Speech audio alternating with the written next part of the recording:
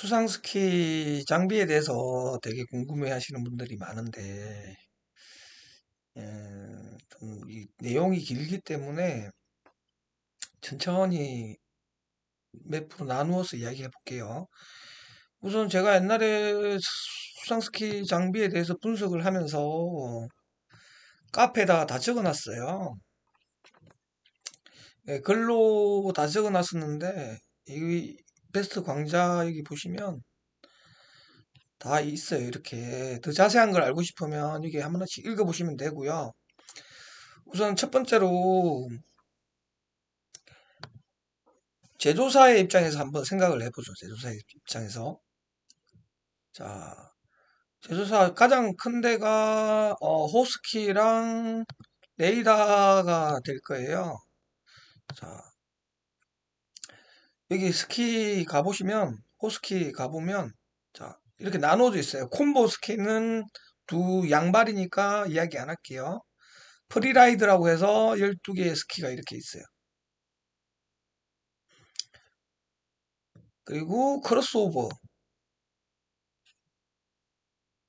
이렇게 있어요.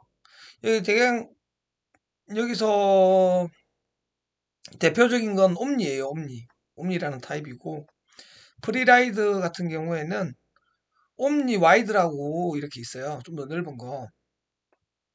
예전에는 퓨전이라고 있었는데 이제 너무 종류가 많아서 그런지 단편화 시킨 거죠.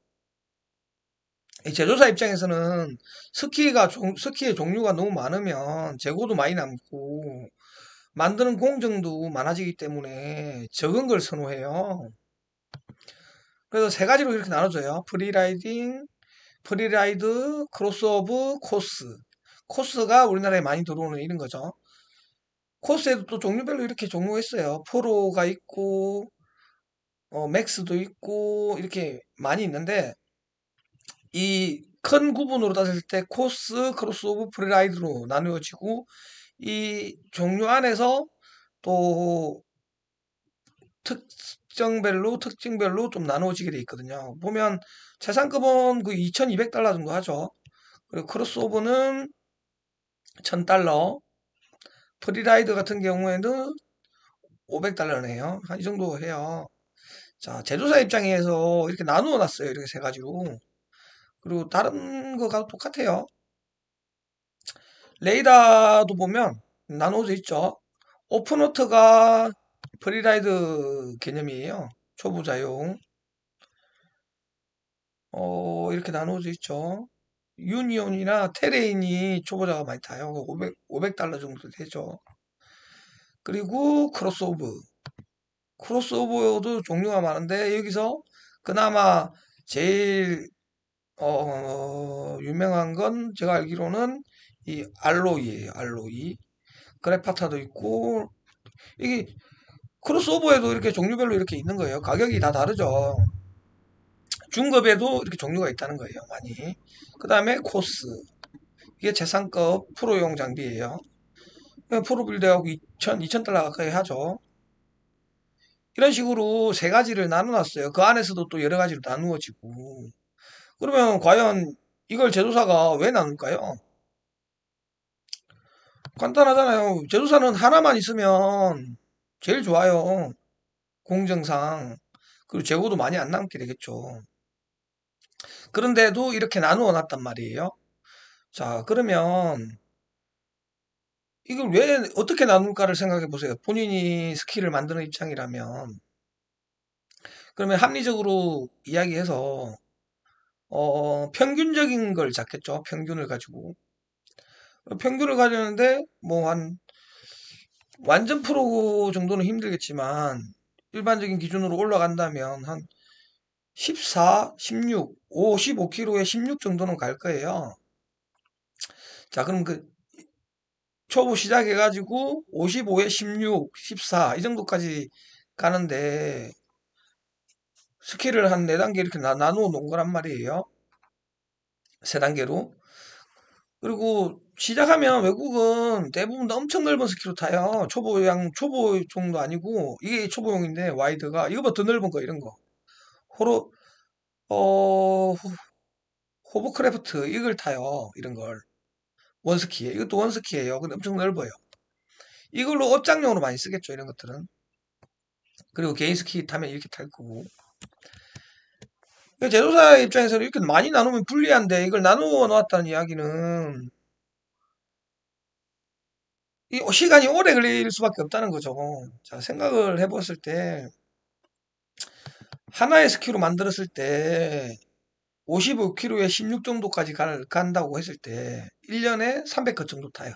가정하에. 한 개의 장비로 5년이 걸려. 두 개로 나누어서 했을 때 4.5년이 걸려. 그리고 네 가지, 세 가지 장비를 할 때 4년이 걸리고 이 정도 된다. 그럼 1년밖에 차이 안 나. 빨라지는 게. 장비를 여러 번 바꿔야 되잖아요. 그렇다면 하나만 사면 되죠. 코스 같은 거 하나 사가지고 이걸 사가지고 하나로 처음부터 이거 하고 사면 되는 거죠. 근데 이 정도 안 걸린다는 거예요. 훨씬 오래 걸린다는 거예요. 차이가. 그러니까 제조사가 나누어 놓은 거겠죠. 간단하게 뭐 제조사가 이렇게 나누고 싶지 않은데 다양하게 나눴다는 거죠. 지금은 또 점점 이제 수상 스키를 타는 인구도 줄고 해서 그런지 점점 줄이고 있어요. 타입도. 그래서 그래서 우리나라에는 코스스키 이거밖에 안 들어오지만 외국은 그렇게 안 탄다는 거죠. 제가 프로메하고 이런 데 다 물어봤어요. 제가 이렇게 질문도 많이 해봤거든요. 본 오브 스프레이라는 이 사이트가 제일 활성화되어 있는 커뮤니티더라고요. 그래서 제가 다 물어봤어요. 장비에 대해서. 그러면 이게 언제까지 타야 되는 게 좋을까에 대해서 생각을 해야 된다는 거죠.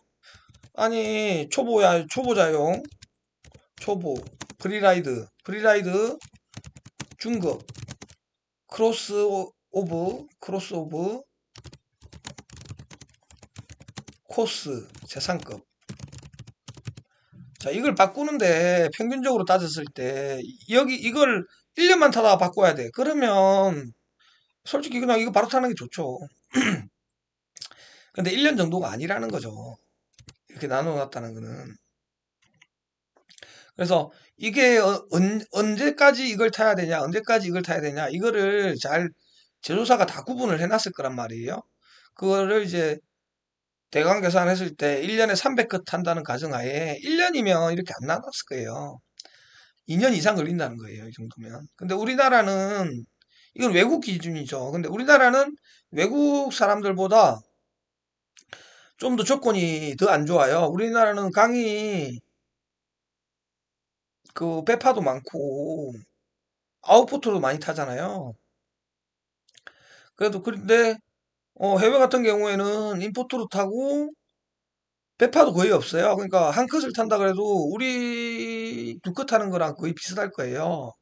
거기에다가 얘네들의 신체 조건은 우리보다 좋아요. 키도 크고 팔도 길고 그런데도 이렇게 나눠 놨다는 거죠. 제조사가. 해외 기준으로 만들어 놨단 말이에요. 그런데도 이렇게 나눌 정도로 그만큼 뭐 시간이 오래 걸린다는 거죠. 그래서 제가 조사해 본 바로는 초보 다니면 시작할 때 쓰고 중급으로 넘어가는 거는 한 54구 55km? 55km는 좀 무리인 것 같고, 한 52km 정도 완주가 놓으면, 어느 정도 놓으면, 이 정도 넘어가도 괜찮은 것 같아요. 그래서 지금 저는 이거 타다가 이걸로 넘어갔거든요, 이제. 그럼 여기서 여기 넘어가는 과정도 1, 2년이 아니라는 거예요. 여기는 제가 볼 때는 조사한 바로는 한 55km에 14 정도는 타줄 수 있는 사람이 여기 탄다고 되어 있더라고요. 그래서 제가 한번 물어봤어요, 사이트에. 자, 이 정도 타면 뭘 타야 되냐? 이 정도 실력이면 제가 인터넷에 있는 걸 가져온 거거든요.